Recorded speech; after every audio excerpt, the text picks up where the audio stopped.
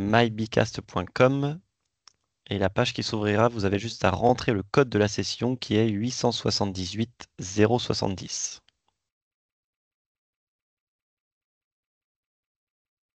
Je vais attendre encore quelques minutes et après on va pouvoir commencer. N'hésitez pas à mettre dans la conversation si jamais vous avez une difficulté pour vous connecter.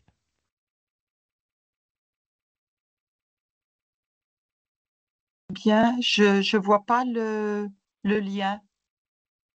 Alors peut-être que c'est parce que vous venez d'arriver. Je vais vous le remettre. Hop, je le remets dans la conversation. Alors, la conversation. Ah oui, ça y est, d'accord. Oui, c'est l'onglet conversation sur Teams.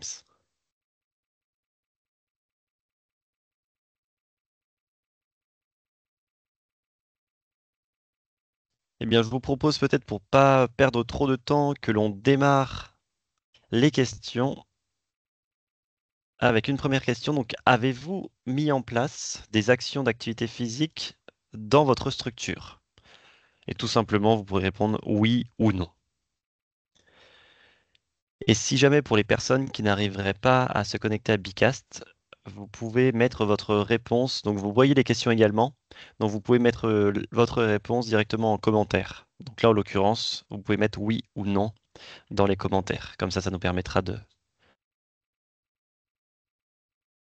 d'avoir également vos retours. Je vous affiche les résultats en direct, comme ça vous permet de voir.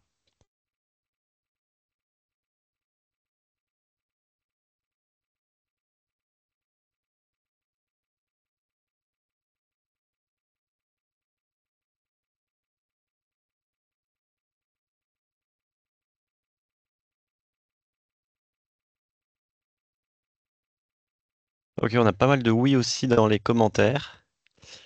Et sur l'ensemble, sur la présentation, du coup, on a, comme vous le voyez, 90% d'entre vous qui ont mis en place des actions dans vos structures respectives et 10% non.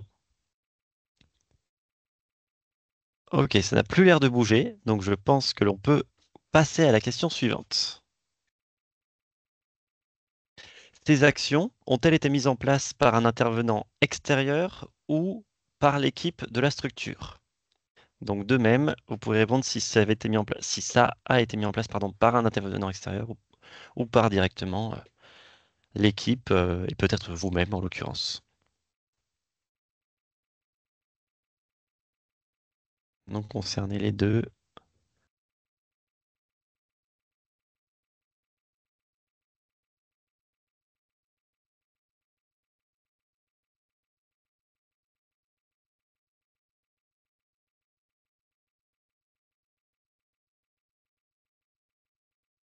Ok, on a beaucoup, c'est les deux également.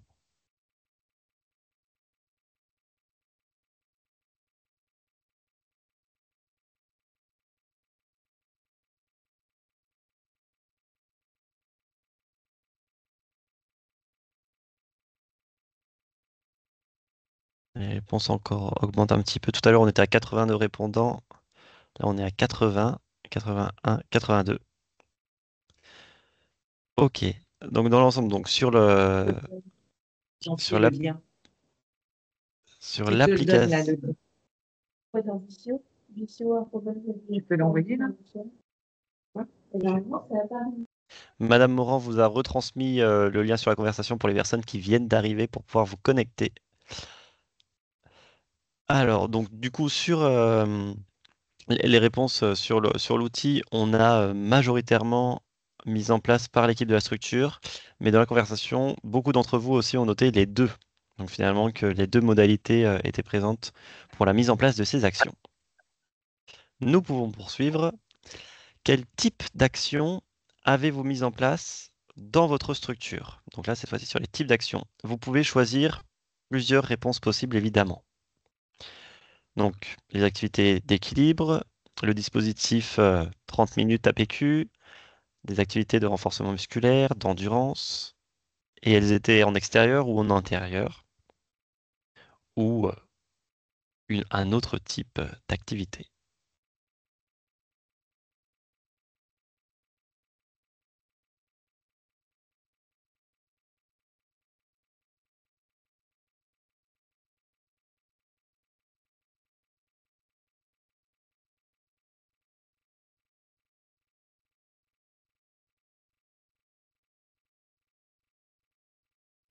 Donc on le voit pour l'instant, ce qui l'emporte, ce sont les activités plutôt de renforcement musculaire et d'équilibre. Et une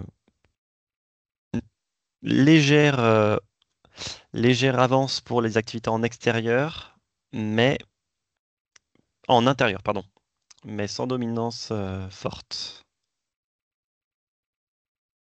89 répondants, il y a des personnes qui sont connectées en plus, c'est parfait.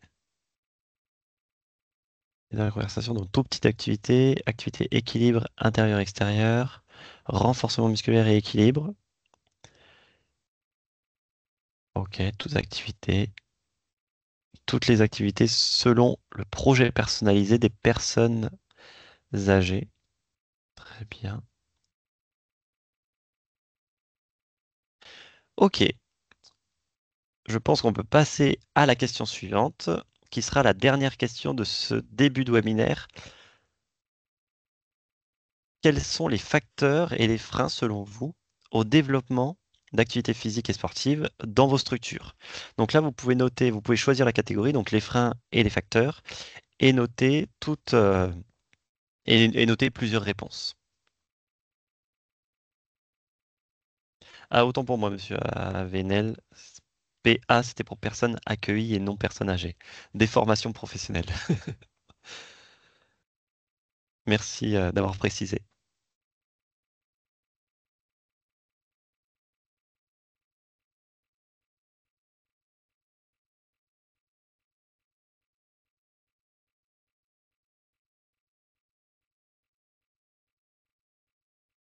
Alors, je vais pas pouvoir tout afficher d'un coup, mais je vous laisse lire au fur et à mesure.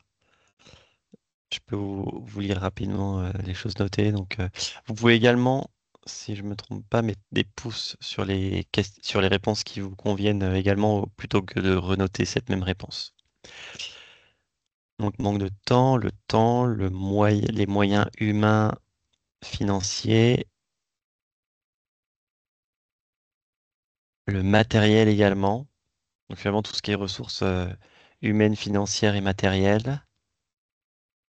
La qualification des professionnels, ok, intéressant. L'espace, la motivation des équipes et dans les facteurs favorisant, si j'y arrive, c'est bon. Les interventions d'APA prestataires, ok. Effectivement, l'intervention de professionnels extérieurs s'il n'y en a pas dans la structure. D'avoir une volonté au sein de l'équipe. Les conventions avec l'UFOLEP. L'investissement de l'équipe. Les appels à projets qui sont proposés, ok, qui peuvent vous aider à pouvoir mettre en place des projets. Le fait d'avoir des professionnels au sein de la structure et à temps complet.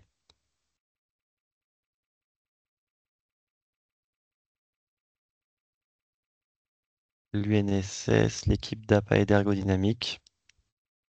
La bonne coopération et communication au sein de l'équipe. La volonté qui revient pleinement. Ok, on a pas mal de réponses avec 140, 950. Je laisse un petit temps alors parce que je vois que ça continue d'augmenter. Et on a pas mal de réponses aussi dans les commentaires. C'est intéressant. Alors, lorsque je vais clore cette question, vous pourrez garder la page Bicast tout de même d'activer sur votre navigateur puisque l'on va revenir dessus en fin de webinaire. Donc il y a encore des réponses qui sont notées, mais voilà, je pense que vous voyez, ça vous donne une idée un petit peu des retours que chacun d'entre vous ont pu faire. Et Madame Le Si, peut-être que je vous propose de clore la question et de passer à la suite. Ça vous va? Oui, merci beaucoup à Ok. tous pour vos réponses, hein, ça me va bien. Et comme Quentin Gray, c'est bien du coup l'outil Bicast ouvert pour pouvoir répondre aux questions qu'il y aura à la fin également de ce webinaire. Donc, je vais poursuivre ce temps ensemble en vous présentant un petit peu le contexte dans lequel s'inscrit ce webinaire et les missions des référents APS. Donc, bon, vous le savez tous, hein, cette année, ça a été l'année des Jeux Olympiques, avec comme grande cause nationale 2024 l'activité physique et sportive. Et afin d'encourager la pratique d'activité physique et sportive pour les personnes en situation de handicap et les personnes âgées qui sont accompagnées par les établissements et services médico-sociaux, il y a plusieurs lois et mesures qui ont été mises en place. Tout d'abord, la loi de mars 2022 qui vise à démocratiser le sport en France, qui met en place la désignation d'un référent dans chaque établissement médico-social. Le décret de juillet 2023 qui précise les missions et les modalités de désignation et une instruction et une note d'information publiée en début de cette année pour plutôt expliquer l'accompagnement des structures dans le développement de l'APS. Alors, les missions du référent, quelles sont-elles? On a la mission obligatoire d'assurer une information sur l'offre d'activité physique et sportive au sein et à proximité de l'établissement. Donc, qu'est-ce que ça sous-entend? Ça sous-entend que le référent, il soit en capacité de délivrer une information claire, compréhensible, adaptée à son public sur l'offre d'activité physique et sportive. Donc, ça signifie qu'il connaît les acteurs locaux du mouvement sportif, du parasport. Donc, il peut orienter et répondre aux questions par rapport à cette activité physique et sportive auprès des personnes accueillies dans son établissement. Donc, ça, c'est la mission principale. Et il y a une mission facultative qui est celle de proposer un plan personnalisé d'activité physique et sportive aux bénéficiaires. Donc, c'est un plan qui peut être co-construit avec le médecin du patient ou les professionnels qui s'occupent de la personne accueillie, qui va comprendre les attentes en termes d'activité physique et sportive de la personne, également euh, l'évaluation de ses capacités physiques, cognitives, l'évaluation de son niveau d'autonomie pour pouvoir lui proposer des activités qui correspondent à ses fonctionnalités, à ses spécificités. Et ce plan peut se faire également, enfin, peut comprendre également une prescription d'activités physiques adaptées. Donc, le référent va également assurer des bonnes pratiques, donc des missions comme participer à l'élaboration de plans locaux sportifs, collecter les données concernant la pratique d'activités physiques sportives au sein de sa structure, en collectant le nombre de pratiquants, par exemple, ou le type d'activité physique et sportive mise en place, et développer également des partenariats, par exemple un partenariat entre sportif et un ESAT. Donc tout ça dans le but de promouvoir l'activité physique et sportive. Ce référent APS, donc c'est un membre du personnel de l'établissement qui est volontaire, disponible, et ce n'est pas forcément quelqu'un qui est diplômé en APS. Donc, c'est quelqu'un qui souhaite répondre à ces missions, qui a une disponibilité. Donc, c'est la direction qui va désigner ce référent. Et donc, c'est à elle de faire en sorte de faire évoluer la fiche de poste de la personne, de faire en sorte qu'elle ait cette disponibilité pour répondre à ces missions. L'orienter, si besoin, également vers des formations pour développer ses compétences. Et donc, ce rôle de référent APS, c'est aussi un rôle qui peut être stoppé à tout moment.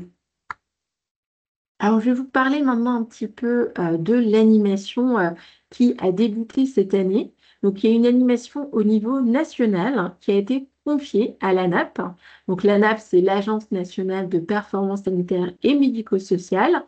Et l'ANAP, peut-être que certains d'entre vous ont pu participer à certains webinaires ou comités de pratique mis en place. Ils ont débuté au printemps de cette année des points avec les établissements médico-sociaux de France.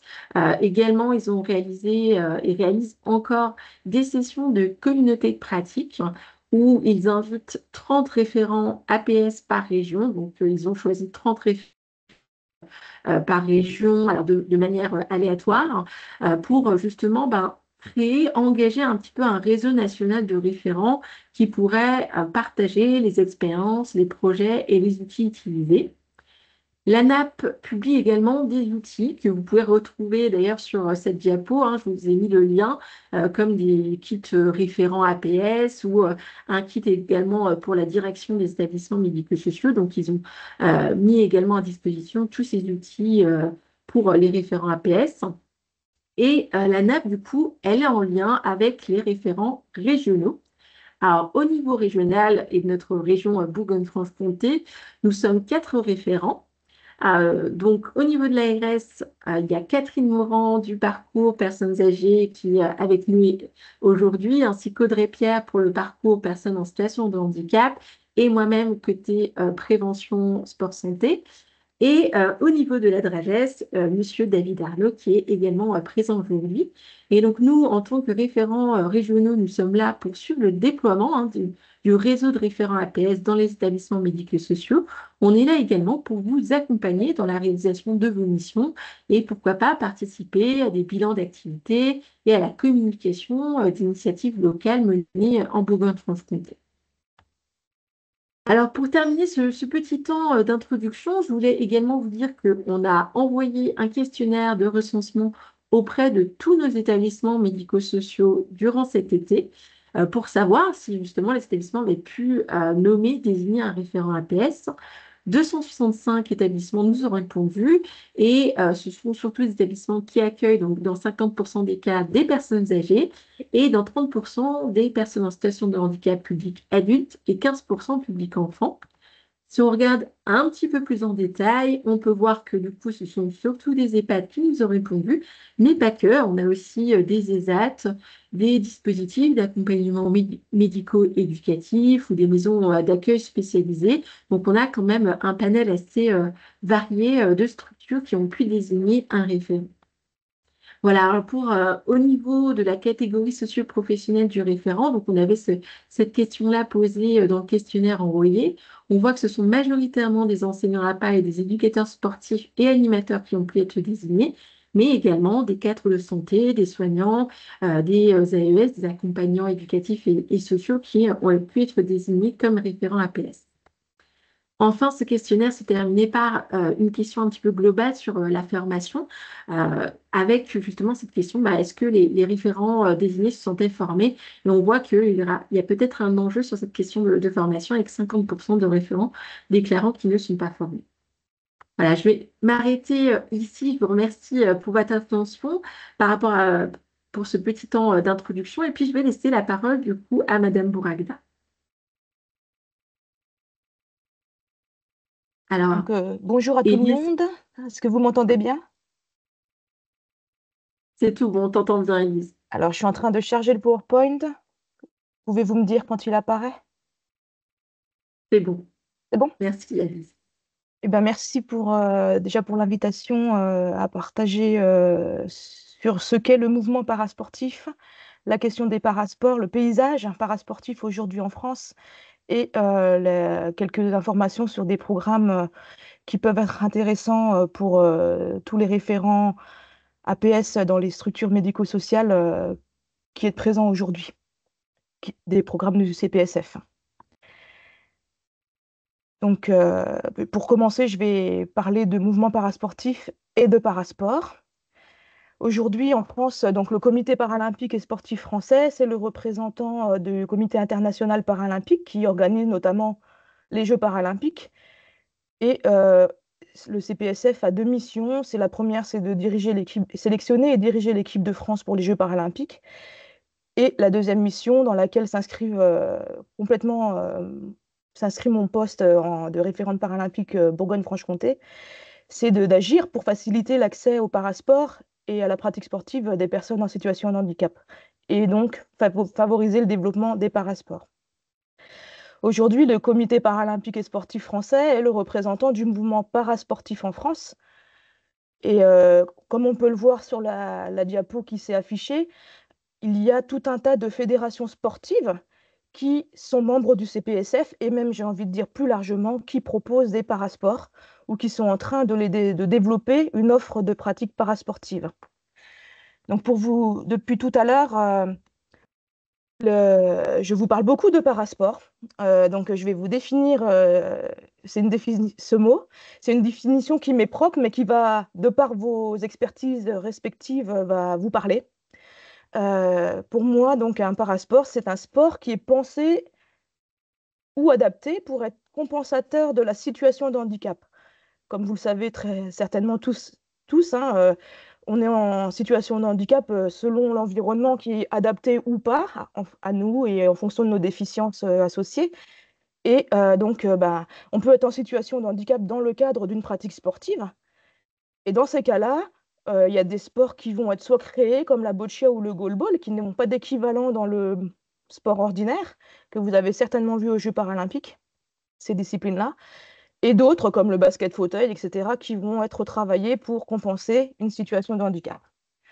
C'est pour ça qu'on parle de parasport. Donc, on l'a vu, il y a plein de fédérations, les fédérations historiques en sport adapté, bien évidemment, mais aujourd'hui, d'autres fédérations, notamment certaines qui ont une délégation, comme le judo, l'aviron, et très largement, puisque l'idée, c'est que chacun puisse aller pratiquer le sport de son choix dans le club de son choix.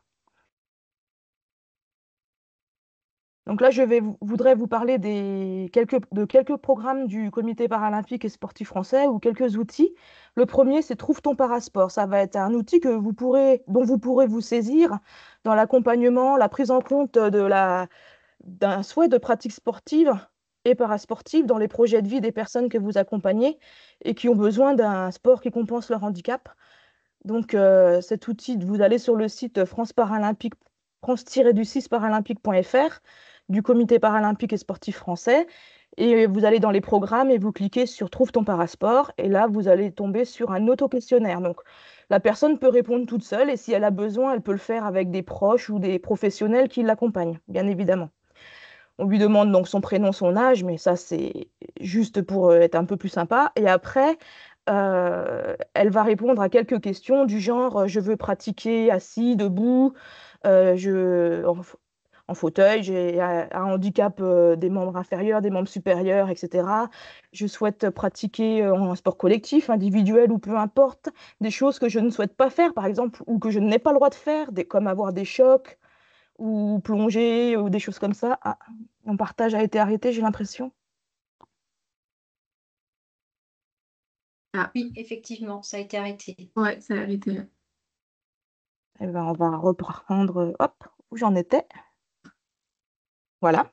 Et du coup, quelques questions aussi, le pourquoi la personne veut faire un sport. Est-ce que c'est pour se challenger, rencontrer du monde? Enfin voilà. Et à la fin, donc, on tombe sur l'image de gauche, sur une liste de parasports qui peuvent être accessibles à la personne en fonction des réponses qu'elle a apportées au questionnaire. Et quand elle clique sur un parasport de son choix, elle va tomber sur une page où il y a une présentation de la discipline, des publics, notamment les catégories dans la compétition, pour ceux qui voudraient peut-être se renseigner sur une potentielle perspective de compétition par la suite. Et ensuite, elle va tomber sur une liste des fédérations qui proposent cette offre de pratique parasportive. En premier, la fédération qui a une délégation pour développer la compétition et le haut niveau de ces parasports et qui a aussi, par sa délégation, l'obligation de faire le développement de la pratique pour tous des parasports en question. Et ensuite, les autres fédérations qui peuvent proposer cette offre-là. Et en dernier, le Handi Guide des sports, donc un outil qui est développé par le Centre d'expertise sport et handicap du ministère des Sports, où là, cet outil a pour vocation de recenser toutes les associations, les clubs sportifs qui proposent une offre parasportive, mais par une entrée territoriale. Par exemple, on peut rentrer Dijon et puis en mot-clé tennis, et on va tomber sur les clubs de tennis du coin qui proposent une offre de pratique. Et après, on peut trouver les coordonnées, etc., pour contacter la structure. Le deuxième programme au sujet duquel je voudrais vous parler, c'est ESMS Club, qui est aujourd'hui en partenariat avec et cofinancement avec l'Agence régionale de santé Bourgogne-Franche-Comté. Une convention a été signée entre le Comité paralympique et sportif français et l'ARS Bourgogne-Franche-Comté. Donc, ce programme a pour objectif de faciliter le rapprochement entre un club sportif et un ESMS, un établissement ou service médico-social, qui n'ont pas eu de lien les 3 dernières années. Donc, ces 2 dernières années, il y a eu un appel à manifestation qui a été lancé. Vous avez certainement vu passer ces appels à manifestation-là, par exemple, au mois de mars, je crois, dernier. Et ensuite, il y a un accompagnement qui est fait pour vous aider à trouver un club, si ce n'est pas déjà le cas, ou identifier une pratique, à construire votre projet d'accompagnement d'un groupe dans l'idéal 8 personnes, mais on peut moduler selon le handicap. pour des handicaps lourds, on peut mettre 3-4 personnes, sans souci, ça passe. On adapte et on vous aide à la définition de projet, vous rapprochez, on signe une convention quadripartite, donc entre le SMS, le club, le comité paralympique et l'ARS. Ensuite, les séances commencent. Moi, je vais faire une visite sur une des séances, dans l'idéal pour vous rencontrer si ce n'est pas fait en amont, et voir que tout va bien, qu'on a pensé à tout dans la rédaction de la convention, et sinon, vous aider à lever les freins pour que ça puisse se pérenniser, même au-delà de la convention, le partenariat. C'est bien l'idée que pour que plus chacun puisse pratiquer un sport comme s'il était pour tout, en fait, hein, comme que ce soit un droit pour tous. Et ensuite, il y a un premier financement de 1 000 euros. Le club facture 1 000 euros au comité paralympique et sportif français. En parallèle, l'Agence régionale de santé verse à l'ESMS aussi 1 000 euros, qui doit les reverser au club une fois que la partie de 15 séances de pérennisation commence, puisque l'engagement, c'est 15 séances de découverte et ensuite 15 séances de pérennisation. Voilà pour ESMS et club. Je poursuis avec le programme La Relève. Ça, c'est un programme qui peut intéresser, je pense, les services à domicile ou les CESAD ou tous les services qui font vraiment un accompagnement individuel ou quasi individuel de personnes. Ça s'adresse à des personnes entre 16 et 35 ans qui ont peut-être envie de se challenger, de savoir si elles pourraient avoir un profil peut-être d'athlète de haut niveau. Pourquoi pas? Eh bien, elles peuvent s'inscrire sur le site La Relève. Et là, donc, elles vont être rappelées par un collègue du comité paralympique qui va les sonder, les questionner sur le projet de vie, leur projet sportif. Si les personnes, finalement, sont plutôt dans un processus de sport plaisir, sport santé, ou trouver une solution, dans ces cas-là, on les accompagne vers un club ou une pratique sportive en région, ou pourquoi pas le réseau sport santé dont Marie-Lise va parler tout à l'heure, quand il relève d'une pratique de sport santé. Et si c'est des personnes qui ont un profil beaucoup plus compétiteur, dans ces cas-là, elles vont être convoquées à un plateau à Paris avec des représentants de fédérations.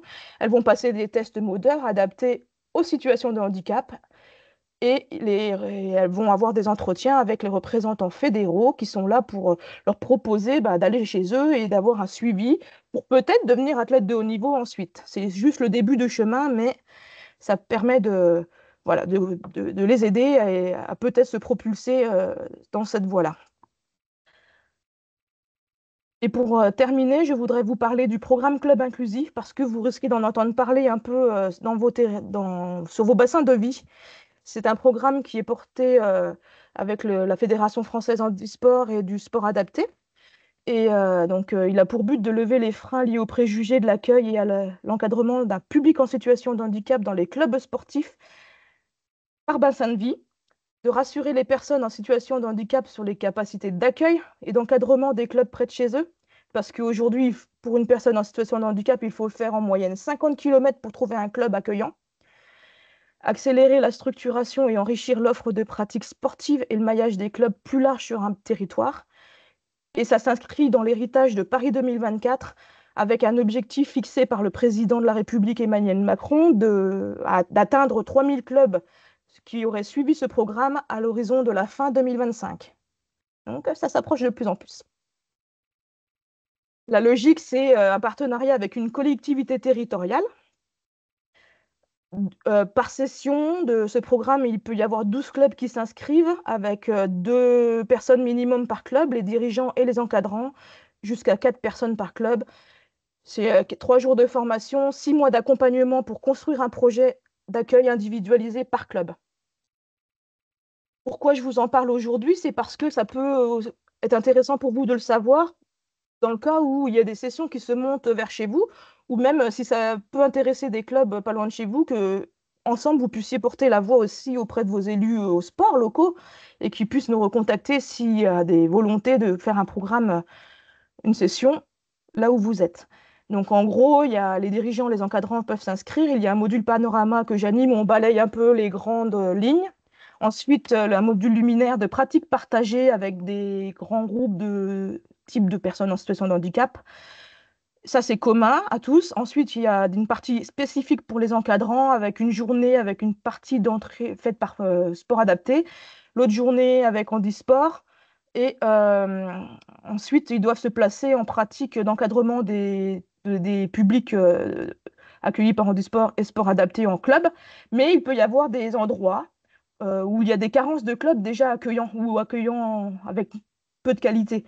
Donc dans ces cas-là, on peut aussi faire appel à des structures médico-sociales qui ont des professionnels éducateurs sportifs, enseignants en APA, enfin professionnels du sport formés et qui proposent des séances de sport pour que ces encadrants-là puissent aller se placer en posture d'encadrement. Ça peut être juste faire l'échauffement, mais en tout cas, voilà, quelque chose de commun, même si ce n'est pas leur discipline, mais qui se placent en posture d'encadrement. Et enfin, pour les dirigeants, ces 2 vidéos que j'anime, euh, avec un module sur les familles de handicap, donc là très rapidement, et je les amène à se questionner sur la notion de ségrégation, d'exclusion, intégration, inclusion, et après à faire des petits cas pratiques sur leur rôle de dirigeant, si une personne les a à contact, s'il y a une structure médico-sociale des contacts, comment ils peuvent faire, etc. Et après, un module sur aller chercher des ressources, donc comment communiquer son offre euh, de pratique, attirer des pratiquants, avec qui peut les refinancements, ressources matérielles et autres. Voilà, très rapidement. Et puis, donc, je termine là-dessus. Je vous remercie pour votre attention. Merci beaucoup, Élise, pour cette présentation. Et puis, je vais laisser du coup la parole maintenant à Monsieur Grillet. Merci.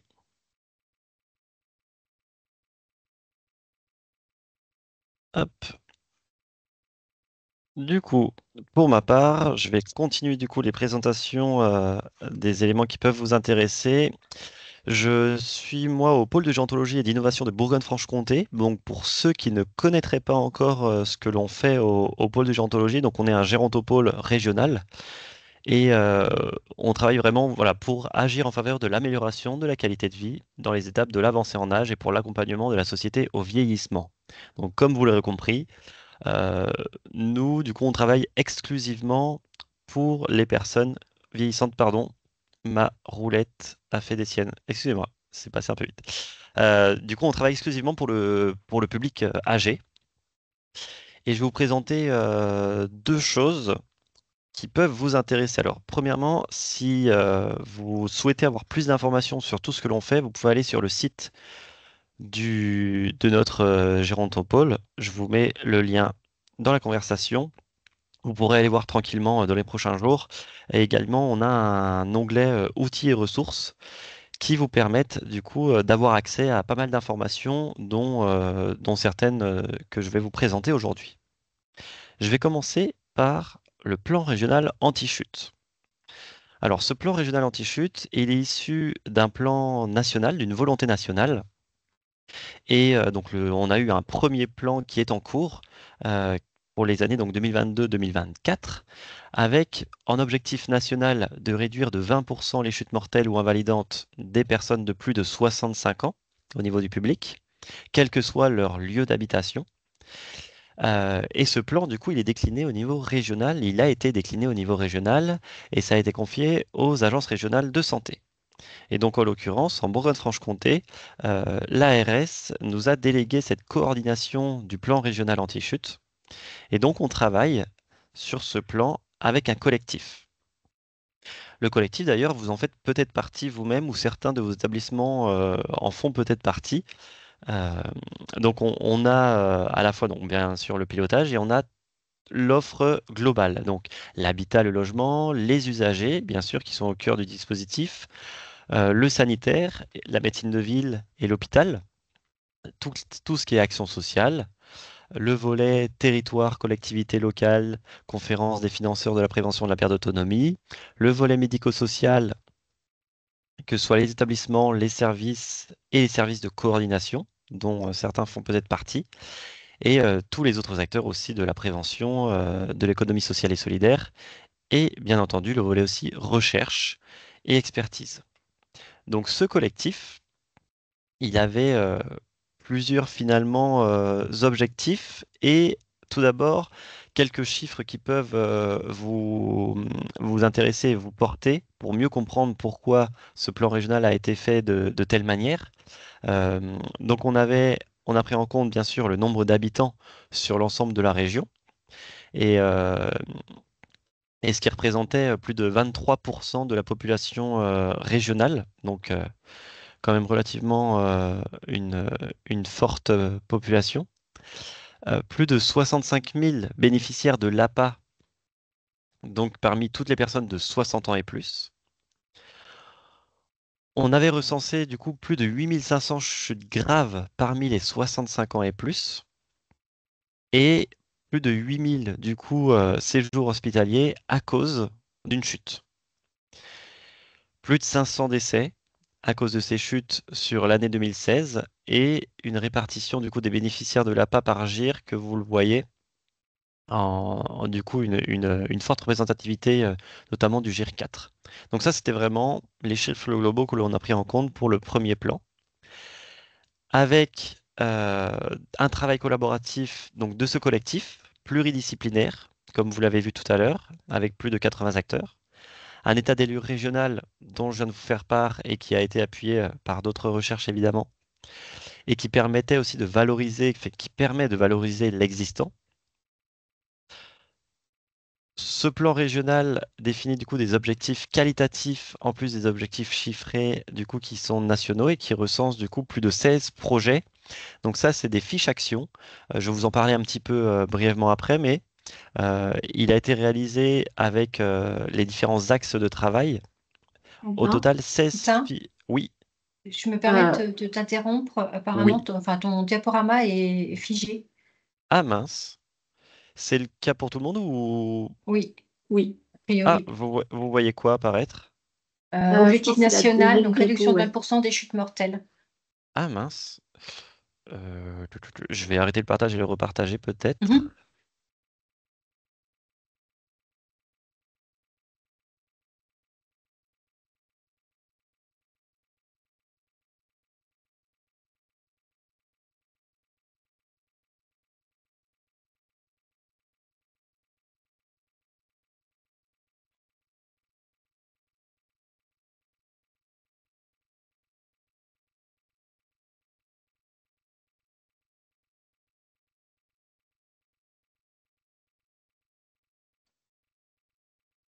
Je pense que tu De as mon, peut-être un cô- problème de connexion, Quentin, parce que je te vois paraître figé, en fait.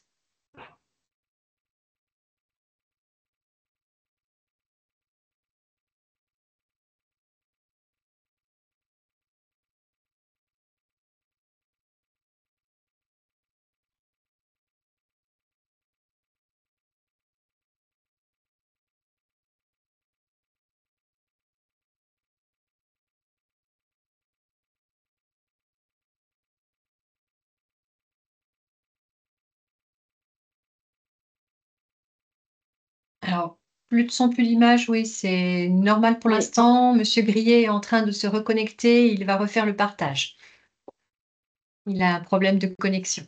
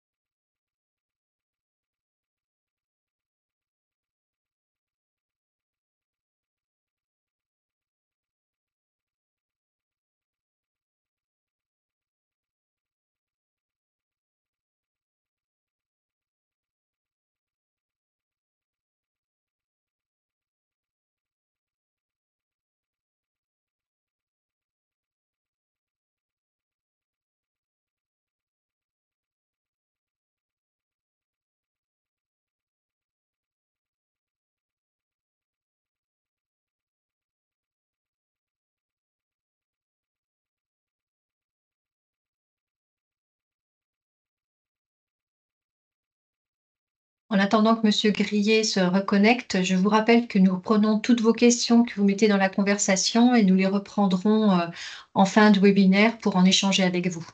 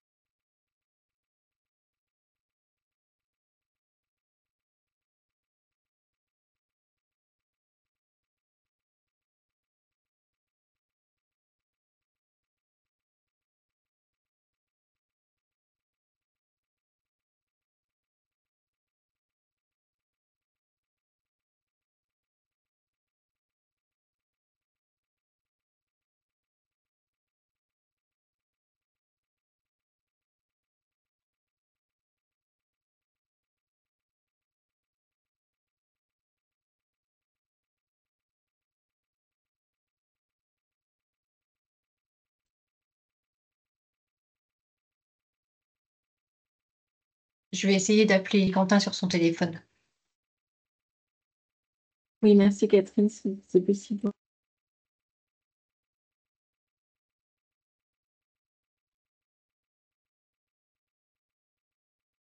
En attendant, je vous propose que peut-être Marie-Lise, tu continues la présentation, enfin tu fasses ta présentation à toi. Et puis Monsieur Brier, s'il arrive à se connecter, continuera la sienne après toi. Oui. Ah bah je crois qu'il arrive. Est-ce que tu veux qu'on attende encore une minute, Le Laetitia? voilà qui arrive. Ah, parfait, parfait. Parfait. Sinon, je suis prête. Rebonjour, est-ce que vous m'entendez bien? Oui, c'est bon, Oui, Quentin. on t'entend. Je suis désolé, mon Teams a disparu, donc je me suis reconnecté via Internet Donc là, on directement. t'entend. Pour l'instant, on voit rien, on partage. Est-ce que tu veux qu'on partage pour toi, Quentin? C'est plus facile pour toi? Alors, non, c'est bon, je vais Non, c'est bon. réussir. Non, c'est-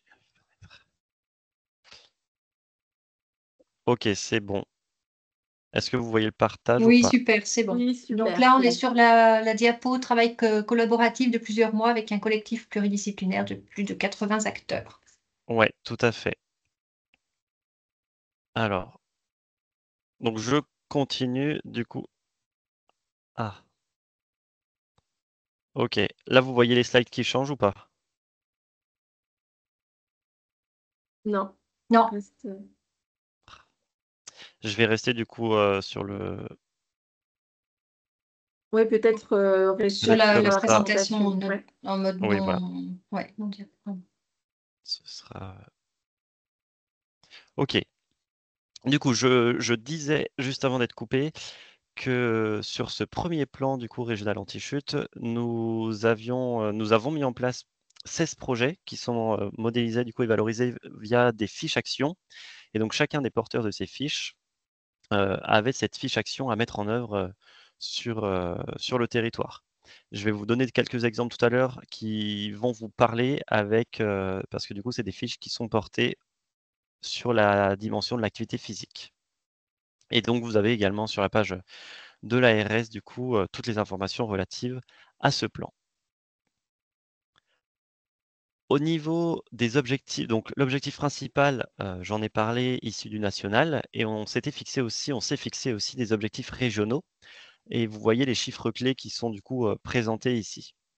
Donc on a en objectif secondaire le fait de proposer une plus grande qualité des parcours anti-chute, le fait de mieux se coordonner et coopérer, le fait de diffuser davantage les connaissances et les bonnes pratiques, le fait de développer une évaluation plus rigoureuse des actions et le fait de conserver la nécessaire approche multidimensionnelle de la prévention des chutes. Ça, je pense que vous en serez tous d'accord. Alors, je ne vais pas vous présenter l'ensemble des axes de travail, volontairement parce que le temps est limité, mais j'ai fait le choix du coup de vous présenter l'axe 4, puisque c'est sur la thématique de l'activité physique. L'activité physique, meilleure arme anti-chute. Et donc sur ce plan, qui se termine là en fin d'année, nous avions 4 fiches sur cette thématique-là. Le sport santé anti-chute sur prescription médicale en BFC, l'activité physique adaptée anti-chute optimisée pour les résidents shooters en EHPAD, une recherche interventionnelle combinant repas fortifiés et activité physique qui a été pilotée depuis le CHU de Dijon, l'APA au cœur d'un parcours multidimensionnel en post-hospitalisation psychiatrique du sujet âgé, et l'APA et numérique pour des résidences autonomie, du coup anti-chute. Ça vous montre comme ça un exemple de ce qui est mis en place par des établissements sur cette dimension du coup de la prévention des chutes et dans le cadre de ce plan régional anti-chute. Aujourd'hui, nous sommes en train de faire le bilan de ce plan régional du coup 2022-2024 et nous sommes en train de travailler sur les perspectives 2025-2026. Peut-être que certains d'entre vous d'ailleurs ont participé aux réunions du collectif qui ont eu lieu entre juin et septembre dernier. Et donc une date à retenir pour l'ensemble d'entre vous, c'est le 16 janvier, où on aura du coup notre journée annuelle régionale du plan anti-chute avec le lancement de ce plan du coup numéro 2. Ça, c'était la première chose dont je voulais vous parler. Et ensuite, pour faire le lien avec un commentaire que j'ai vu passer tout à l'heure au niveau des EHPAD, eh bien, au niveau de la région Bourgogne-Franche-Comté, on a également un programme de prévention qui s'appelle Oméga, donc pour Objectif Mieux-être Grand Âge Hébergement, qui est un programme de prévention qui est mis en place dans les EHPAD, justement, avec différents volets. Alors, on est sur un financement par l'Agence régionale de santé et une coordination du coup par nous-mêmes. Et c'est un programme qui est multipartenarial. Donc, on ne le met pas en place seul, mais avec notamment les caisses de retraite, la Mutualité française de Bourgogne-Franche-Comté et Reseda. Ce programme, il est à destination de tous les EHPAD de la région et il est sans reste à charge pour les établissements car entièrement pris en charge par l'Agence régionale de santé à raison d'un atelier par établissement par année avec un nombre limité puisque on a du coup un nombre limité d'ateliers possibles chaque année. C'est un programme qui nécessite par contre un réel engagement de la direction et des équipes. Les objectifs, on va être sur la préservation de la qualité de vie pour limiter les incapacités qui sont liées au grand âge et ralentir la perte d'autonomie de ces personnes, maintenir la communication des résidents avec leur environnement, que ce soit social et familial, et faciliter aussi l'adaptation à leur lieu de vie, à leur nouveau lieu de vie. Et enfin, d'optimiser l'adaptation des établissements aussi et de leur personnel aux résidents, et notamment au profil des résidents qui évolue aussi aujourd'hui. On a différents modules, différents ateliers qui sont proposés dans ce programme. Et là, je vais vous parler uniquement des ateliers qui sont en lien avec l'activité physique. Mais si vous voulez en savoir plus, de même, vous pourrez aller sur notre site internet ou me contacter également. On a donc un programme sur la prévention des chutes, l'équilibre, où en êtes-vous? Qui est un atelier du coup pour les résidents et on a aussi le volet d'une formation pour les professionnels, pour qu'ensuite ils puissent proposer des activités sur la prévention des chutes au sein de l'établissement une fois l'atelier terminé. On a un atelier autour de l'escrime pour les résidents et on a un atelier toujours pour les résidents autour de la danse et donc de l'expression corporelle et du mouvement. Alors, je vais peut-être passer très très rapidement là-dessus parce que j'ai perdu du temps avec la déconnexion. Simplement pour vous dire que sur l'ensemble de ces ateliers, nous avons du coup des garants régionaux et des opérateurs qui mettent en place les programmes. On est sur des programmes multi-séances et donc on a des temps à la fois pour les professionnels et à la fois pour les résidents. Et pour un groupe, voilà, en l'occurrence là de 10 résidents et entre 10 et 12 résidents en fonction du coup des ateliers. Donc de même pour l'escrime, un ensemble de 12 séances pour un groupe de 5 à 10 résidents. Et pour l'atelier danser, c'est la santé, un atelier de 8 séances pour à la fois des temps professionnels et auprès des résidents et pour 10 à 12 participants. En plus de tout cela, on a également une plateforme web. Donc cette plateforme web, elle sert aux établissements pour pouvoir s'inscrire aux différents ateliers proposés en présentiel. Et elle sert aussi à avoir des modules de formation en e-learning. Donc on a différentes vidéos qui sont proposées sur différentes thématiques. Et donc chaque direction d'établissement peut inscrire un ou plusieurs salariés, il peut inscrire même tous les salariés de son établissement s'il le souhaite, à suivre ces formations. Donc on a une formation bien sûr sur l'activité physique adaptée, mais pas que, ce qui peut enrichir les connaissances. Et donc cette plateforme, elle est mise à disposition gratuite de l'ensemble des établissements de la région. Donc si votre établissement n'a pas encore d'accès à la plateforme, vous pouvez m'écrire dès la fin de ce webinaire pour qu'on puisse prévoir du coup une inscription de votre établissement. Et vous, du coup, en tant que référent au niveau des activités physiques et sportives, vous pourriez être aussi bien le référent de cette formation e-learning sur cette thématique-là. Également, nous avons donc là lancé les inscriptions pour l'année 2025 au module en présentiel et les inscriptions se font via cette plateforme. Donc, si vous n'avez pas accès à la plateforme, vous ne pourrez pas vous inscrire non plus, sauf en passant par nous directement. Donc, ce que je vous conseille fortement, c'est que si vous n'avez pas d'accès à la plateforme, vous me contactez pour que je puisse vous créer un accès et que vous puissiez avoir accès aux préinscriptions pour les ateliers pour l'année 2025. Voilà, j'avais mis des petits visuels de la plateforme. Et pour terminer, du coup, quelque chose qui peut aussi grandement vous intéresser, j'espère que la majorité d'entre vous ont déjà eu l'information, mais ça date entre guillemets, de 2022, donc ça n'a peut-être pas encore fait le tour de tous les établissements. Mais il a été élaboré, du coup, un référentiel sur les recommandations et un guide pratique sur les interventions non médicamenteuses en activité physique adaptées en EHPAD. Ce référentiel, vous pouvez le retrouver sur notre site internet dans l'onglet Outils et ressources. Et il vous permet, c'est un guide qui est à la fois pour vous, référent APS, mais qui est aussi à destination des directions, des responsables d'établissement et pourquoi pas aussi, qui peut faire le lien avec les familles pour mieux comprendre finalement eh bien, votre rôle de mettre en place des activités physiques au sein des établissements. Et donc ce guide, c'est vraiment voilà, comme une bible pour ces activités-là qui peut compléter les formations que vous auriez déjà. Voici ce que je voulais vous présenter. Vous avez mon mail ici, je peux vous le remettre dans la conversation comme ça. Et si vous n'avez pas d'accès à la plateforme, vous pouvez aussi m'écrire sur ce mail-là. Merci à vous.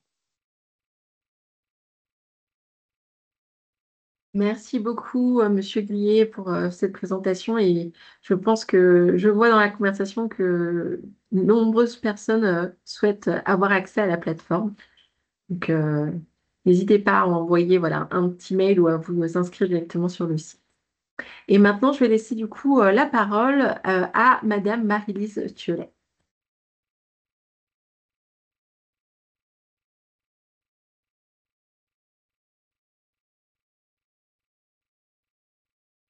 Toutes mes Alors, excuses, je n'avais pas allumé mon micro. Donc c'est bon.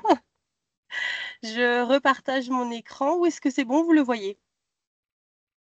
Alors, c'est en format présentation, pas encore en diaporama. Eh ben, je le mets tout de suite en diaporama. Est-ce que c'est bon maintenant?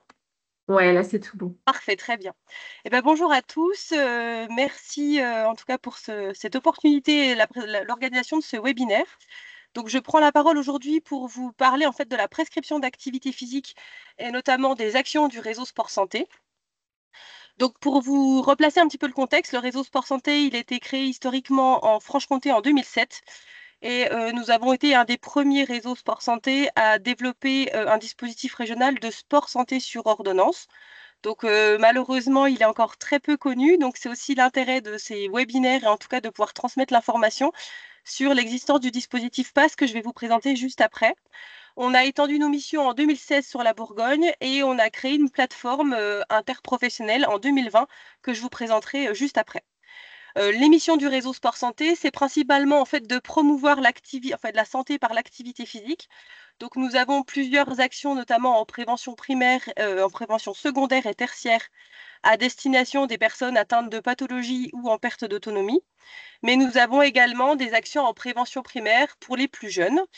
Et l'objectif, c'est vraiment de développer des parcours accessibles à tous, de rendre l'activité physique accessible à tous, mais aussi de développer des outils pour que le milieu professionnel, comme les professionnels de santé, les médecins ou même les établissements, puissent être en relation plus facilement avec le milieu sportif, les associations et les clubs sportifs locaux. Donc, pour rappel, je vous ai fait un petit rappel du dispositif, en tout cas de la prescription d'activité physique et du contexte national. Aujourd'hui, la prescription d'activité physique s'adresse à beaucoup de patients, beaucoup de personnes. Donc, initialement, seules les personnes en affection de longue durée en ALD étaient concernées. Depuis un décret, depuis 1 ou 2 ans, ça a été ouvert donc, du coup, aux personnes atteintes de pathologies chroniques. Donc, c'est des symptômes depuis plus de 12 semaines, aux personnes souffrant de facteurs de risque, donc surpoids, obésité, dénutrition, mais également des personnes qui sont en addictologie. On a également les personnes en perte d'autonomie qui sont éligibles à une prescription d'activité physique. Ce qui est important de retenir, c'est que ces patients doivent avoir en fait un bénéfice ciblé de l'activité physique. Donc, c'est-à-dire que l'activité physique doit nécessiter une adaptation de l'activité et leur apporter un bénéfice.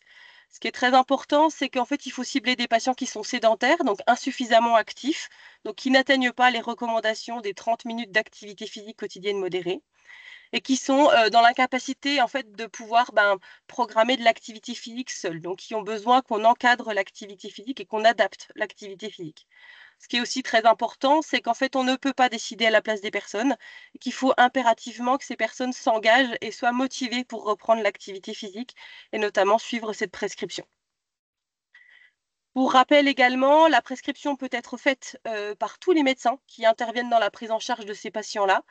Un renouvellement peut être fait une seule fois par un masseur-kinésithérapeute, sauf avis contraire du médecin. Donc le renouvellement, c'est-à-dire à l'issue de la prise en charge, en tout cas de la prescription initiale, ou si ça nécessite une adaptation, alors si le patient a une évolution de son état clinique, ou alors effectivement si du coup ça va mieux et on peut éventuellement proposer d'autres activités que celles qui étaient prescrites initialement. Donc, au niveau de l'organisation régionale, cette fois, donc, vous avez 2 dispositifs qui sont mis en place. La première, c'est une prise en charge en collectif, donc à l'issue d'une prescription du médecin. Donc, c'est un examen clinique classique. Le médecin rédige un certificat médical de prescription et de non-contre-indication à l'activité physique. Pour ça, vous pouvez disposer de kits de prescription gratuitement que je peux vous envoyer directement dans votre établissement. Vous y trouverez en fait des petites plaquettes et au dos la prescription que le médecin doit compléter. Une fois que le médecin a complété cette prescription, le patient est incité et invité à contacter le réseau Sport Santé. Donc, c'est un seul numéro qui existe pour toute la région. Et donc, nous allons réaliser avec le patient un bilan motivationnel et l'orienter à l'issue de ça vers la bonne activité et le bon praticien. Donc, l'idée, c'est de pouvoir aussi faire avec les habitudes, les envies et les motivations du patient, mais aussi avec ce que le médecin nous a prescrit et les adaptations nécessaires. On va pouvoir orienter le patient soit vers une association sportive avec un éducateur sportif. On peut également les orienter auprès d'un enseignant en activité physique adaptée ou même d'un masseur-kinésithérapeute ou d'un psychomotricien en fonction de ses limitations fonctionnelles. Pour cela, donc, il y a la première option. Donc, on envoie vers une structure sport santé et le patient pourra pratiquer avec un encadrement, une évaluation tous les trimestres et une aide financière pendant 4 ans. Donc, sur le dispositif Pass en collectif. Et vous avez également la possibilité de pouvoir proposer à votre patient à domicile un pass donc du coup individuel avec 10 séances d'activité physique adaptée uniquement destinées sur la prévention et le risque de chute. Donc pour cela, il y a des bilans initiaux qui sont réalisés et des bilans finaux. Et donc sur ce dispositif, par exemple sur la prévention des chutes qui est intégré directement dans le plan anti-chute que Quentin vous a présenté juste avant, nous avons des super résultats, notamment sur le score de chute, avec pour des patients qui suivent ce programme, donc de 10 séances uniquement, je parle bien que de 10 séances, on peut avoir chez certains une amélioration du score de chute, du risque de chute jusqu'à 20%. Donc c'est quand même très très parlant par rapport à des patients qui suivent uniquement du coup les évaluations. Donc on a fait vraiment un groupe contrôle. Pour l'autre dispositif, nous avons également de très bons résultats en fonction de l'activité choisie et de la durée du programme. Donc là, on est vraiment basé plutôt sur une prise en charge très globale avec du coup beaucoup d'autres patients. Donc vraiment sur pas uniquement le risque de chute. On a des patients qui sont âgés de 18 à 96 ans sur le premier dispositif. Je vous détaille pas ce schéma qui est un petit peu imbuvable. C'était juste pour vous rappeler que effectivement, on peut aller jusqu'à la prescription d'activité physique, mais ce qui est très important, vous à votre échelle, en fonction de votre rôle, de votre mission, en tant que référent activité physique, ce qui est très important, c'est de parler de conseil minimal d'activité. Donc, à partir du moment où c'est que vous abordez en fait l'activité physique, vous pouvez questionner les personnes sur leur niveau de sédentarité. Ça, c'est très important en fait qu'ils se rendent compte en fait du temps assis qui passe, du temps inactif qu'ils ont. Et donc rien que de pouvoir parler de ça, de les conseiller, de leur donner des structures, voire même des petites astuces pour limiter leur temps sédentaire au quotidien, c'est déjà très très bien. Vous pouvez également aller sur des petits questionnaires, donc il y en a plusieurs qui existent en fait pour identifier le temps d'activité, voire même le temps de sédentarité. Et puis voir également la motivation du patient. Donc il y a plusieurs questionnaires qui existent pour pouvoir aller un petit peu plus loin et éventuellement apporter des objectifs et des conseils personnalisés à chaque personne. Et puis, comme vous avez franchi ces 2 étapes-là, vous pouvez aller jusqu'à la prescription, donc c'est-à-dire remettre un petit fascicule PASS à votre patient pour qu'il puisse du coup bénéficier de cette prescription d'activité physique et voilà, à pouvoir rentrer dans le dispositif à long terme. Vous avez donc du coup la possibilité pour ceux qui utilisent la plateforme ITIX, donc c'est le dossier de coordination régional. Tous les patients qui sont orientés vers ce dispositif ont un dossier ITIX qui vous permet à vous de pouvoir suivre du coup la prescription d'activité physique et aussi le médecin prescripteur. L'intérêt en fait de passer par le réseau Sport Santé, c'est de pouvoir du coup mesurer l'impact sur le patient, donc de pouvoir leur proposer une activité physique qui est régulière, adaptée, sécurisante et progressive. Et c'est vraiment les engagements du dispositif PASS, avec une convention qui est passée tous les ans avec les structures Sport Santé, pour qu'elles puissent du coup limiter le nombre de personnes qu'elles ont en séance, passer des tests de conditions physiques, adapter les programmes avec des objectifs différenciés pour chaque personne, mais surtout avoir en fait une offre uniforme sur tout le territoire. L'objectif du PASS, c'est de pouvoir développer des offres même dans les tout petits villages reculés.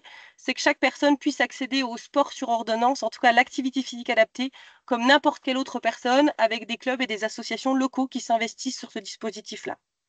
Ce qui est très important pour nous, c'est vraiment de sécuriser cette prescription, donc c'est-à-dire d'orienter le patient vers la bonne activité, mais surtout vers le bon professionnel. Donc chaque personne vraiment sera questionnée individuellement et pourra être prise en charge par une personne qui est formée en fonction de ses limitations. Et puis de pouvoir proposer des outils aux médecins, mais aussi aux professionnels de santé pour qu'ils puissent être plus à l'aise aussi avec cette prescription d'activité physique. Vous avez également accès à un annuaire des offres sport santé. Donc, sur notre site internet espace-bfc.fr, vous avez une cartographie de l'offre sport santé qui est disponible. Pour le moment, elle reste, entre guillemets, assez consultable. En fait, vous pouvez uniquement la consulter. D'ici quelques semaines, vous aurez la possibilité de pouvoir la télécharger et de pouvoir la mettre à jour tous les mois. Donc ça fait partie des nouveautés en 2025. Vous pourrez directement, avec un champ d'action par département, par localité, pouvoir télécharger et même imprimer cette offre sport santé qui sera mise à jour tous les mois. Donc c'est effectivement cette plateforme que je viens de vous présenter. Je vous ai mis un petit QR code pour pouvoir y accéder.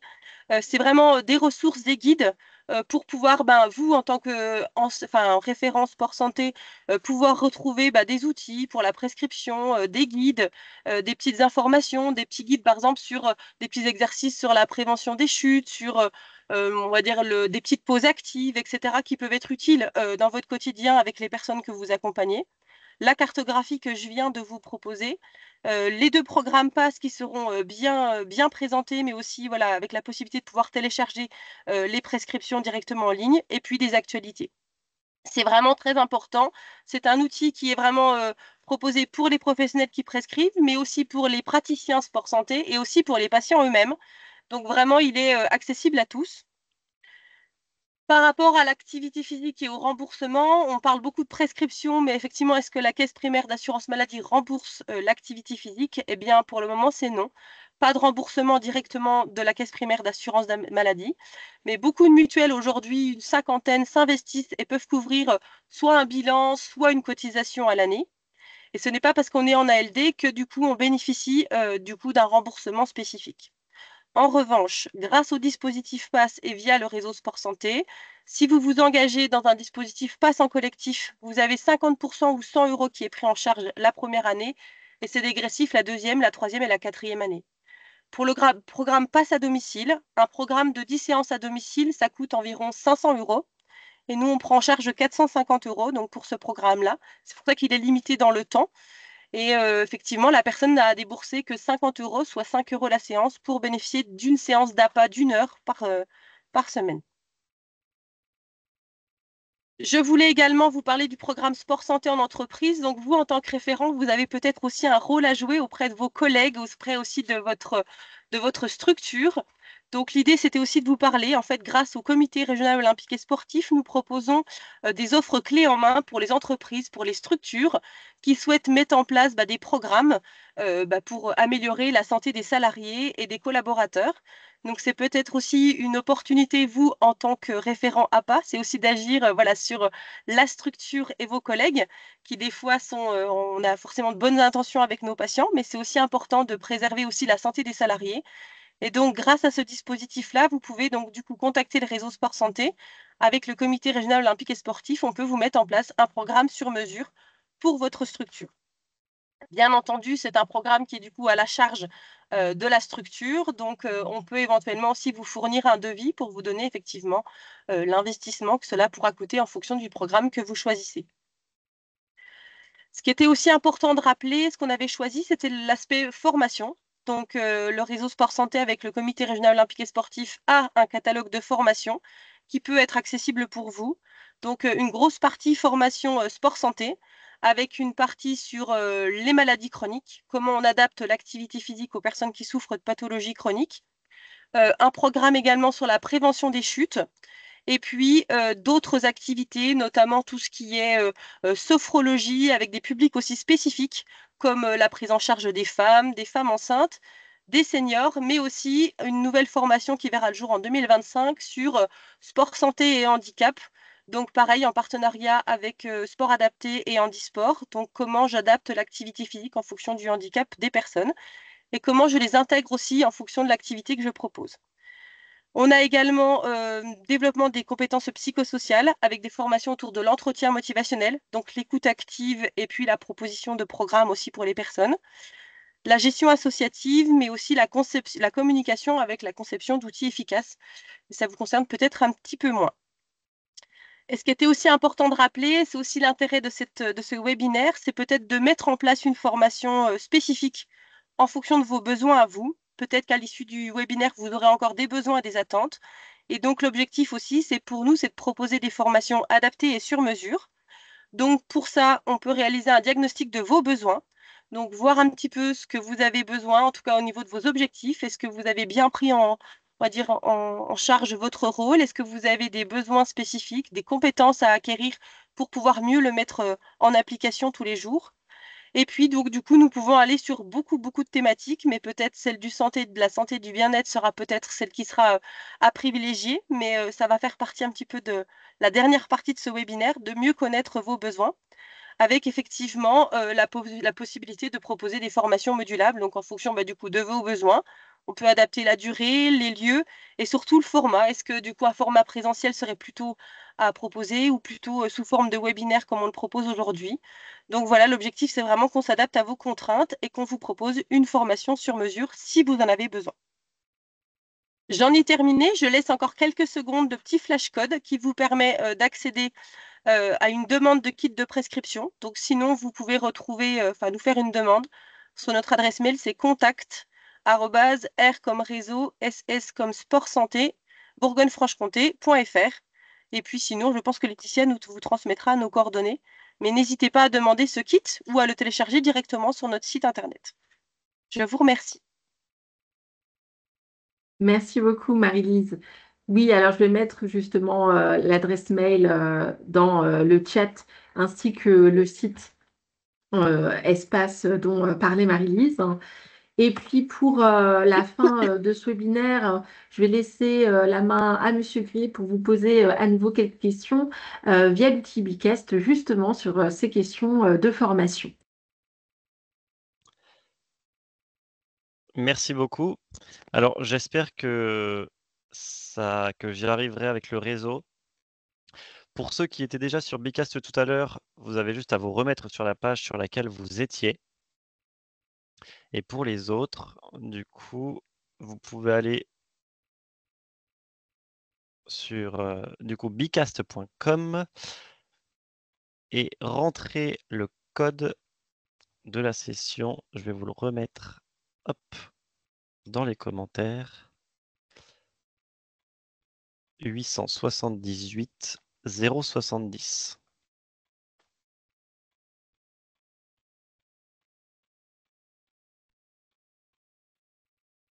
Hop. Ok, c'est bon, ça fonctionne. Donc, pour cette question, elle est la suivante. Donc, avez-vous déjà suivi une formation spécifique en activité physique et sportive dans le cadre de votre rôle de référent?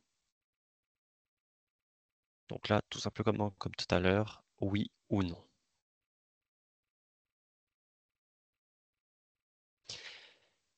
Et effectivement, comme Madame Nicolas, vous pouvez aussi mettre directement dans les commentaires si jamais vous n'arrivez pas à vous connecter à l'outil. Quentin, on n'a pas le partage de ton Bicast. Mince, oui, tout à fait, merci. Vu que je voyais que ça avançait, j'ai pas fait attention. Hop, voilà. Normalement, c'est bon. C'est en train d'arriver. Oui, c'est bon. Ok, parfait.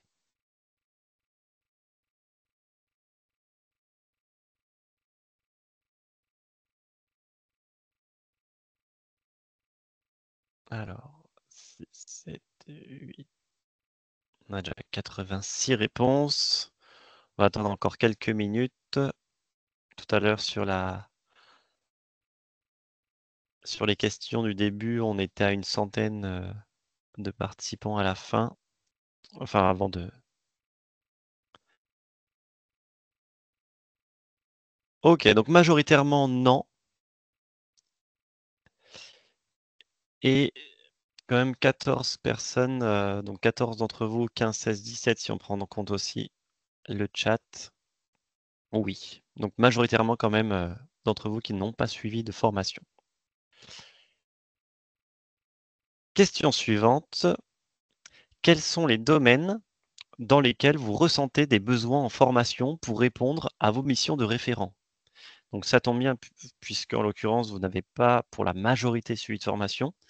Eh bien, est-ce que vous avez un besoin et si oui, dans quel domaine vous ressentez un ou des besoins de formation? Vous pouvez mettre répondre plusieurs fois pour mettre plusieurs idées si besoin.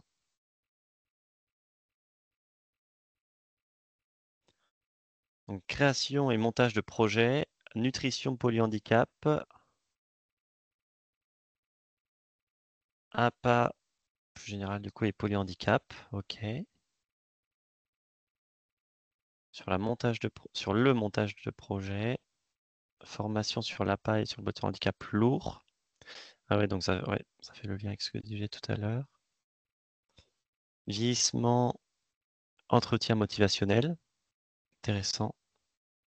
Prise en charge du personne âgée, gestes, posture, personnes désorientées, mise en place de projets partenariats.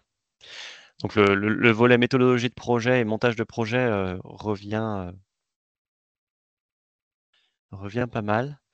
Savoir comment mettre en place une activité, quelles activités faire, à qui, comment. Sur vraiment le rôle du référent et sa mission, donc finalement en complément de ce webinaire d'aujourd'hui et de ce qu'on a pu vous présenter.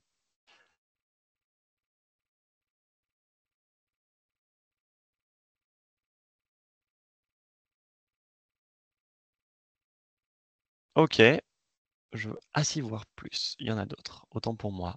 J'allais dire, je vois que ça n'avance plus. On va pouvoir envisager de passer à la suite, mais si ça avance toujours.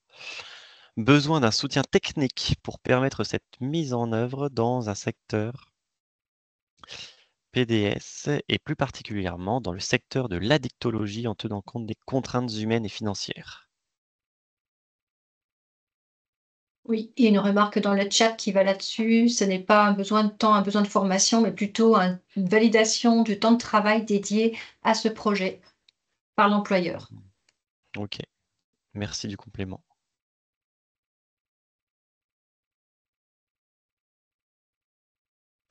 Et pas besoin de particulier, je travaille en partenariat avec des profs d'EPS, des éducs sportifs et le CDSA. Très bien.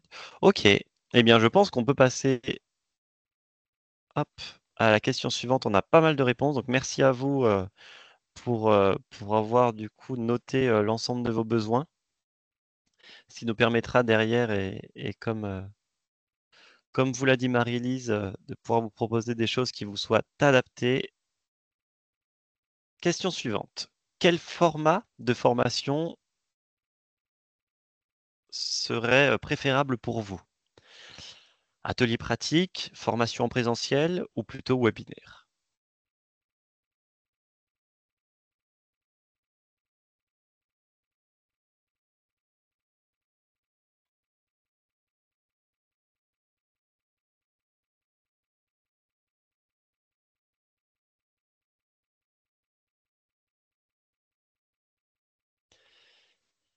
Atelier pratique en commentaire et formation en présentiel, ok. Sinon, on est quand même davantage sur la présentielle.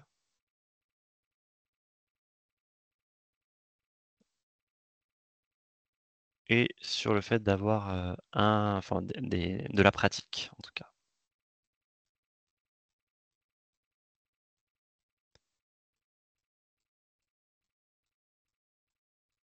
« 85 répondants pour le moment.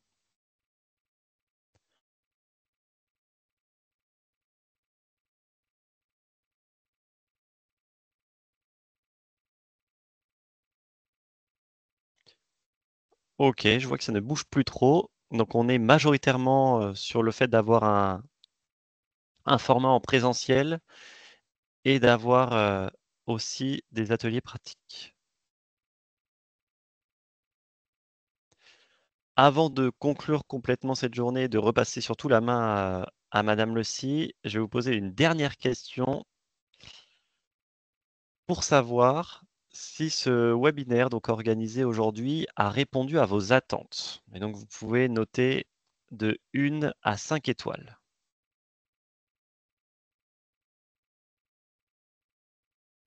Dans le chat, vous pouvez mettre un chiffre entre 1 et 5 si vous souhaitez également nous partager votre retour.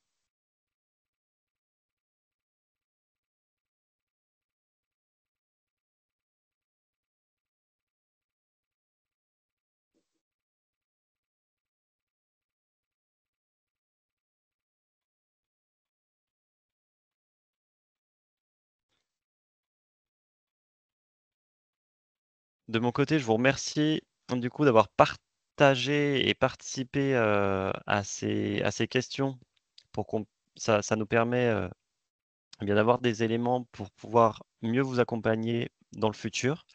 Et je laisse la parole du coup à Madame Le Sy et vous me dites si c'est OK pour vous, pour que j'arrête le partage de mon écran et que je clore l'activité du vote par rapport aux attentes.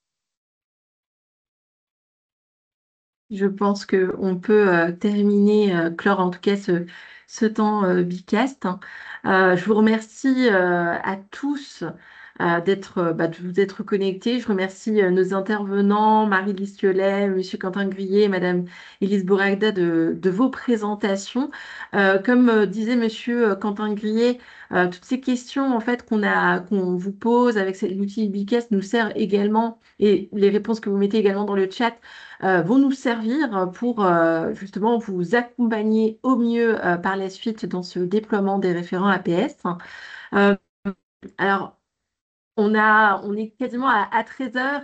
Alors peut-être qu'on a le temps de prendre quelques questions. Alors peut-être avant les questions, j'ai vu, je me permets de vous dire les quelques mots d'une de nos chargées de mission à l'ARS qui souhaitait vous informer que des moyens sur l'activité physique adaptée peuvent être sollicités par les EHPAD dans le cadre des appels à projets annuels, les appels à projets prévention en EHPAD, qui sont lancés en fait dans chaque département.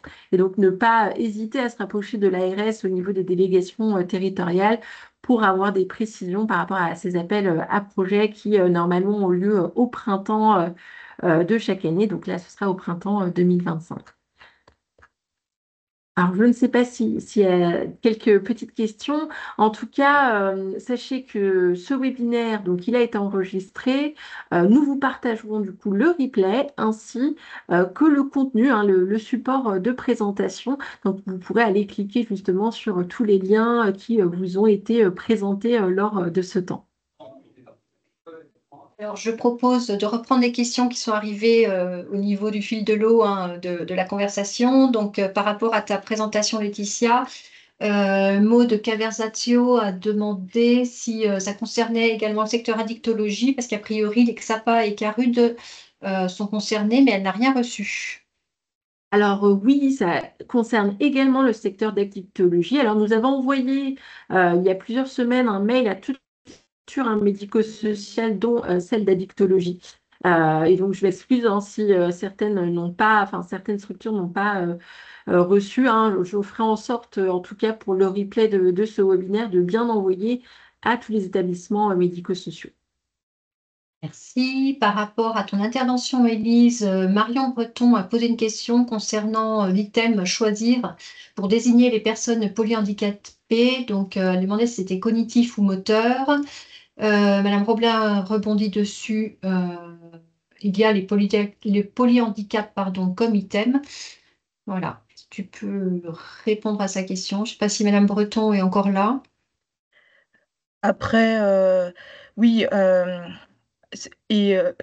bon, Noémie a très bien répondu à la question, mais par contre, ce que je peux préciser, c'est que si vous notez des manques ou des dysfonctionnements de cet outil, qui est encore en développement, hein, il est en développement permanent, donc n'hésitez pas à le faire remonter aussi, pour qu'on puisse le faire continuer à l'améliorer. C'est important les retours pour que tout le monde puisse trouver à terme des réponses, parce que c'est vraiment la volonté. Merci. J'ai encore une question par rapport à ton intervention, Élise, de Monsieur Anis Makmouli. Donc, quelles solutions pourraient être mises en place pour améliorer l'accessibilité des services aux personnes en situation de grande précarité sociale et financière, notamment pour le public accueilli en XAPA? Après, ça c'est plutôt l'exclusion sociale. Alors, bon, est-ce qu'il y a d'autres handicaps, enfin des déficiences associées? Euh, Ça va dépendre de ça. Mais après, l'idée, c'est que toutes les personnes en situation de handicap, quel que soit le handicap, notamment les 5 grandes familles, hein, moteur, sensoriel, mental, psychique et handicap associé aux troubles du spectre autistique, puissent trouver une réponse aux envies de pratique des uns et des autres et savent qu'ils puissent pratiquer un sport qui compense leur situation de handicap, qui sont des parasports notamment, mais plus largement un sport de toute manière. Après, la diversité des situations de handicap est énorme, hein, le chantier est colossal. Donc, encore une fois, s'il y a des besoins spécifiques, n'hésitez pas, moi je peux aller vous voir, et puis on échange sur vos particularités, les particularités des publics que vous accompagnez, et puis vos fonctionnements internes, et pour trouver des solutions dans vos montages de projets. Merci à toi. Concernant ton intervention, Quentin, j'ai une question de Virginie Maire. Y a-t-il possibilité de former les aidants à domicile pour prévenir les chutes? Alors, dans le cadre du plan anti-chute du nouveau plan anti-chute, je n'ai pas en tête si une action va aller dans ce sens. Enfin, en tout cas, si une des actions pourra aussi aller dans ce sens, mais c'est quelque chose que je peux noter et on peut éventuellement revenir vers Oui. vous dans le futur. Alors, je vais me permettre de rebondir, moi, dessus, hein, en tant que responsable du parcours grand âge à Oui. l'ARS. Vous avez le Calivi qui organise le pendant de Oméga, mais à domicile, ça s'appelle les ateliers Bonjour. Donc, vous pouvez faire appel à eux là-dessus. Oui, merci Catherine, c'est ce que j'allais dire justement, les ateliers Bonjour, je crois qu'ils proposent justement aux aidants. Oui. Et par rapport à ton intervention, Quentin, donc Benjamin Dufaux demande si des critères d'inclusion ou d'exclusion sont donnés pour les ateliers Oméga. Alors, ça dépend des ateliers. Donc, chaque atelier a ses critères d'inclusion et d'exclusion. Donc, ça dépend vraiment. Donc, c'est au cas par cas. Et c'est plus, enfin, faudra plus se rapprocher du coup des référents et des garants de ces ateliers-là via nous. On pourra vous répondre en leur soumettant en fonction du public que vous avez aujourd'hui. Merci. Et enfin, par rapport à l'intervention de Marie-Lise, la direction PPS à Sauvegarde 71 a posé la question de savoir à partir de quel âge le dispositif PASS peut-il être prescrit. Catherine, Marie-Lise se connecte juste à l'instant. Ah zut. Donc attends, je viens de l'autoriser. Oui. Ouais, je pense qu'elle a des petits problèmes de réseau. Marie-Lise, il y avait une question concernant l'âge auquel le dispositif PASS peut être prescrit. La prescription d'activité physique, elle concerne tous les adultes. Donc, on est à partir de 18 ans, on va dire, sur la majorité. Ça peut arriver qu'on ait des futurs adultes à 17 ans, mais généralement, ils sont toujours accompagnés d'un parent. Mais ça concerne que les adultes. Merci. Et encore une question pour toi, Marie-Lise, de la part de Charline. Alors, j'appelle par le prénom parce que je n'avais que le prénom. Les IPA ne peuvent-elles pas prescrire uniquement les médecins généralistes ou les kinés? Alors oui, uniquement les médecins qui peuvent prescrire de façon... Enfin, la prescription initiale est réservée uniquement aux médecins. J'ai quelques infirmières qui, des fois, en fait, pré-remplissent le certificat médical parce qu'elles connaissent bien, notamment les fois les infirmières azalées. Mais la prescription, en tout cas la validation et la signature du document se fait uniquement par un médecin. Le kiné, lui, peut venir en renouvellement uniquement. Il ne peut pas faire la prescription initiale. Donc voilà, pour le moment, c'est réservé uniquement aux médecins pour la prescription initiale. Ok, merci. Voilà, c'est toutes les questions qu'on a eues par le biais de la conversation, du chat. Et Anne-Sophie, donc la DT du département 21, a précisé que pour les actions pour les aidants, il ne faut pas hésiter à se rapprocher également de la conférence des financeurs.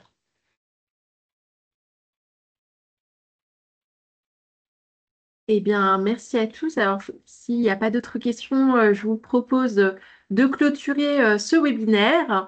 Encore merci pour votre présence. On était très nombreux, vous étiez très nombreux en tout cas à vous être connectés. Et du coup, nous vous enverrons le replay de ce webinaire ainsi que les informations qui ont pu être partagées.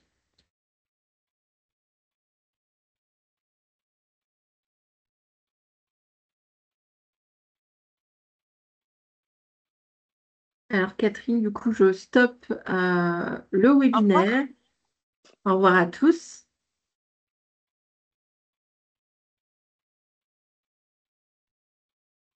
Alors, oui, pour les J'arrête questions l'enregistrement. Ouais. Pour les questions par rapport au replay, nous allons l'envoyer comme nous l'avons fait pour l'invitation.